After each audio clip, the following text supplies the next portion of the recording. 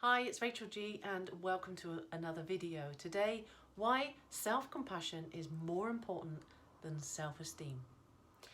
Now, research indicates that self-compassion offers the same benefits as self-esteem, so less depression, a greater amount of happiness, etc. But it's without the downsides. Unlike self-esteem, self-compassion does not lead to blaming others in order to feel good about oneself. Comparing ourselves to others has become this debilitating disease. It's rooted in the limiting belief of not feeling enough, which just feeds the fear of no matter how much I try, it's never enough. We need to start accepting that there is always going to be someone who we feel is smarter, richer, prettier, more successful, thinner than ourselves.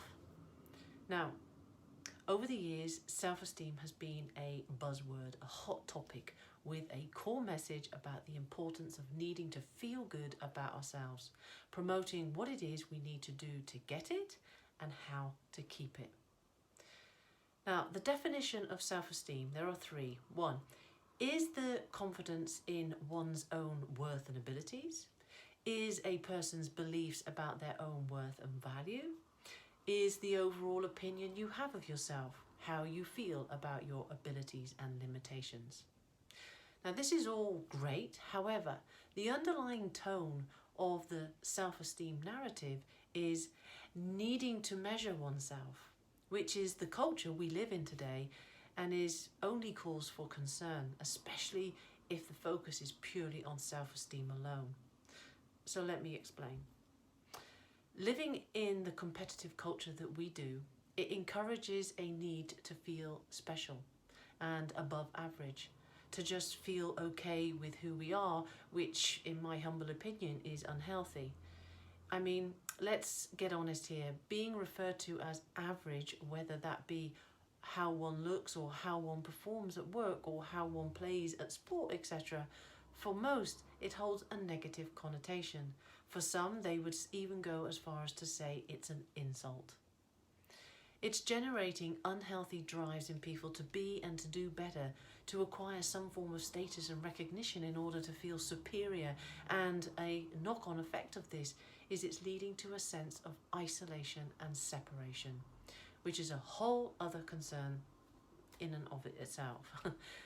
So this begs the question, when is reaching the so-called high-level self-esteem going to be enough? If we are only ever measuring ourselves against others, how much do we need to keep doing in order to keep it? Basically, it becomes an emotional roller coaster ride in which our sense of self-worth is tossed around from side to side, up and down, dependent on whether we consider we are succeeding or failing. Do we seriously consider this to be a healthy way to be? Hopefully not. Now, of course, none of us want to suffer from a low self-esteem. So what is an alternative way to feel good about who we are, which doesn't involve measuring oneself? And it's called self-compassion. You see, self-compassion is all about being kind and non-judgmental to ourselves, even when things in our life are not so fine and dandy, or when we notice something about ourselves that we don't actually like.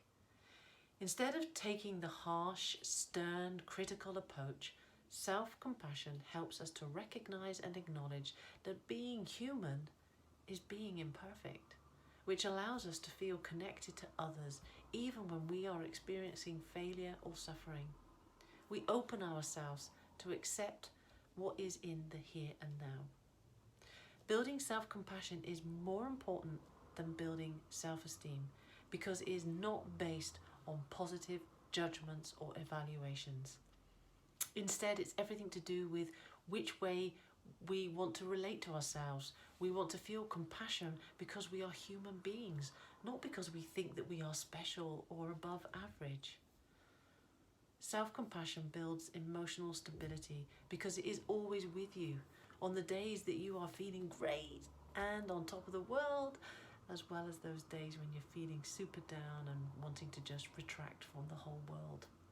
It encourages interconnection rather than separation. To learn more about self-compassion, check out my video that explains what it is, and I also share tips on how to start having and holding compassion for yourself. Till the next video, take care.